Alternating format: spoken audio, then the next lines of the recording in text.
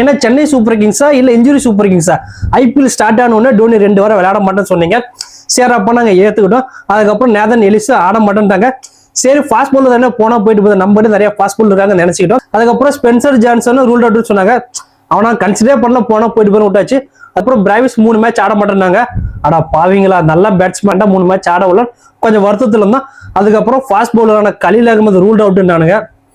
ஆடா பாவீங்களா, என்னடா இப்படி ஆறீங்கன்னு சொல்லிட்டு வாயை மூடுறதுக்குள்ளேயே நேற்று நடந்த மேட்ச்ல ஐஸ் மாத்திரைக்கு கிராம்ப் பிடிச்சிக்கிச்சு. அவர் ஒழுங்கா என்ன பண்றதுன்னா ட்ரெஸ்ஸிங் ரூம் போயிட்டு அதுக்கான ட்ரீட்மெண்ட் பார்த்துட்டு அப்புறமேட்டு மேட்ச் தோக்கிற மாதிரி இருந்துச்சுன்னா அவர் உள்ள வந்து அடிச்சு ஜெயிச்சிருந்துருக்கலாம். இல்லப்பா நான் தலைகீழாக தான் குதிப்பேன்னு சொல்லிட்டு தேவையில்லாம மேக்ஸ்வெல் மாதிரி விளையாடுற மேட்ச் முடிச்சு கொடுக்குன்னு சொல்லி அவர் விளையாண்டு அவரும் அவுட் ஆகி அதுக்கப்புறமேட்டு இன்ஜுரி ஆகிட்டு இவரு பாத்தீங்கன்னா இதுக்கப்புறம் ட்ரீட்மெண்ட் போயிடுவாரு.